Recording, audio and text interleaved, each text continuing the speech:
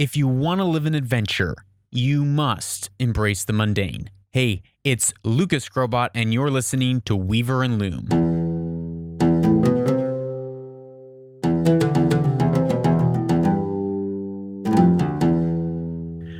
Welcome to Weaver and Loom. This is episode 85 of the podcast, and I thank you for being here with me today. We are on part 2 of a 10-part series about my new book, which is being released on October 3rd at the end of this series.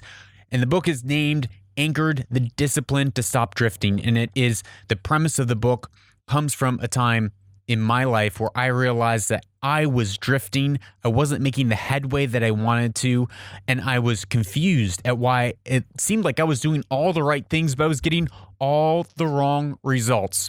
And out of that, I took a season and I began writing, reflecting, and I wrote this book as a manifesto to myself. And now I feel like it is the right time to release it to you, because I believe I've been working on this book for 6 years, believe it or not.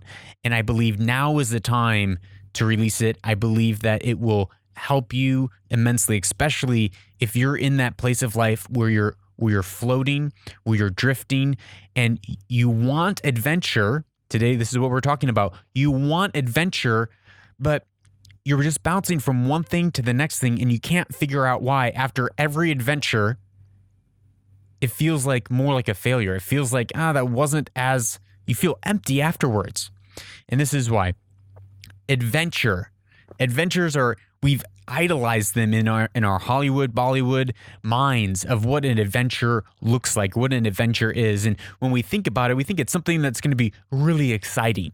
When truly an adventure is more like you get on a plane to go to the Maldives, to go on vacation, and once you arrive to the airport, you realize you forgot your passport. You had to run back, grab it, come back to the airport, and you barely make it on your flight. But because of that, your bags don't make the flight. You're not aware until you finally reached your destination, and you're waiting for 3 hours for your bags to show up, and they don't show up. You go to the hotel. It rains the whole week until the last 2 days. You finally get your bags. You're on the beach. You get totally sunburnt. You get back onto the plane. You can't even sit because it hurts so bad. Your plane gets redirected because there's a mechanic failure. You spend 2 days in another location waiting to get home, and you finally get home, and that is an adventure. That is a story. Now, in the midst of that, nothing sounds fun. It sounds pretty horrible. It sounds kind of mundane. You're stuck in a hotel room. You have a sunburn. You lose your luggage.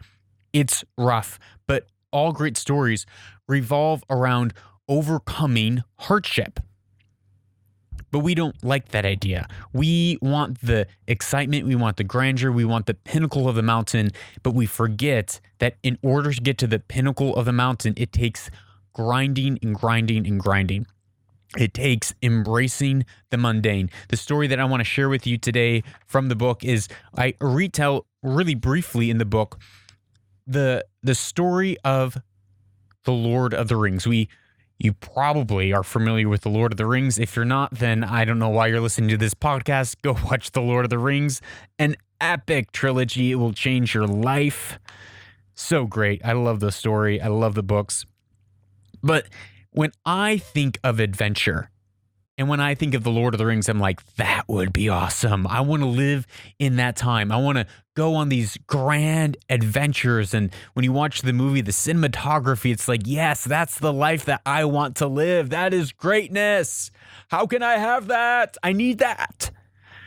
But when you really break down what Sam and Frodo's life was like, you realize, like, actually, I don't think I really want what they had. I don't think I really want to go through the struggle that they experienced, even though I idolize it in my mind. I romanticize that experience. When you break it down, you're like, actually, that wasn't as exciting as it sounded. It sounds quite dull, boring, and mundane.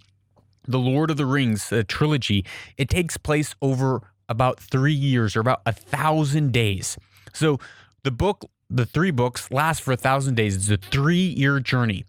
During those 3 years, Sam and Frodo walk for a total of 1,779 miles, or 2,970 kilometers, 3,000 kilometers of walking. Now, they don't have a soundtrack playing behind them. They actually don't have earphones or headphones playing music as they do it. They're not able to listen to a podcast as they walk. They're walking. They're low on rations. They're low on food. And it's just day in, day out, walking for miles. They walk across the 1,000 days. They spend 185 days walking. So almost 1/5 of their time, they are spending walking, not doing anything else. It's not exciting. It's walking all day, and it gets kind of dull, right? It gets kind of, wow, this is mundane. It's one foot after the other. Then there are 37 noteworthy accounts throughout the entire book. Throughout the entire trilogy, there are 37 exciting things that happens to them. Like, oh, great, 37 things over 3 years. That's like one thing a month almost. But here's the thing. They were getting stabbed. They were getting chased. They were like running for their lives. These 37 things was like, you about to die. You dead. It wasn't like, I got a great selfie with a superstar. It was, you almost got killed, or you got stabbed, or you got stabbed by a spider and you're now in a cocoon and you're going to die. If one of those, just one of those 37 things happened to you or I, you better believe there would be like, peace out. I got to take a vacation. I need some sick days. I need some mental health days. I need to get my Starbucks and binge on my Netflix because, oh my goodness, right? We have one bad day. We have a bad morning. We're like paralyzed for a week. Someone ghosts us and doesn't return our text. And we're like, what's going on? My life's falling apart. We get bad grades, or we don't perform well on a project. We don't land the account. Our car breaks down and we're taken out as if it's like the end of the world. But they almost died. That is an adventure. So are we really looking for adventure? Are we really looking for adventure? And I think we are. I think we are looking for adventure, but we have mistyped. We've skewed and romanticized this idea of adventure, and we've placed it as this exciting moment. Fun and laughter and Instagram, TikTok, shots, selfies, where it all feels warm and bubbly. But when we have those warm and bubbly moments, we walk away from them not feeling satisfied. But if we were to embrace the mundane, if we were to embrace challenge and hardship and persevere and endure through hardship, we would come out on the other side having spent a lot of time just grinding out through the mundane, walking day in, day out for 3,000 kilometers, just walking, and then running because you're going to die. But you come out of that transformed into another person. And that is where the worth is. That is where the gold is. It is facing the challenge and the hardship and standing up to that and overcoming, enduring and persevering in the face of death, in the face of fear. That is what an adventure is. An adventure, living an anchored life, is embracing the mundane and facing fears. I'm going to say that again. Living an anchored life, living a focused life, one that moves forward in an actual trajectory, in a vector to reach the things that you want to achieve, it requires embracing the mundane and facing your fears. So, today, that's what I leave you with. I want you to rethink through great stories, Hunger Games. Think through these stories and then think through your life. And instead of bouncing from one thing to the next, when it gets hard, when it gets boring, when you're like, wow, I thought this job was going to be really exciting, but it's just wow, I'm just doing a lot of video editing. Wow, I thought podcasting was going to be great, but I'm just doing a lot of post-production.